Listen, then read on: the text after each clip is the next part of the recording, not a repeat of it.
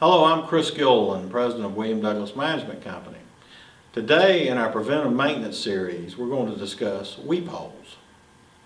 Weep holes are holes placed in exterior walls of a structure which allow water to vent to the outside, thus ensuring that moisture cannot accumulate behind the walls. In addition, weep holes allow air to circulate, which makes the area inside the walls less likely to breed mold.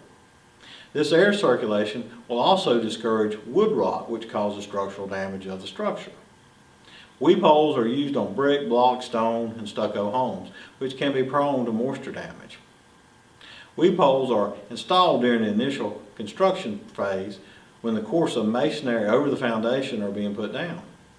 The weep holes are placed above grade, usually between 3 to 5 inches. These holes are made by leaving open cracks unfilled with masonry cement. Some masons use tubes surrounding this mortar.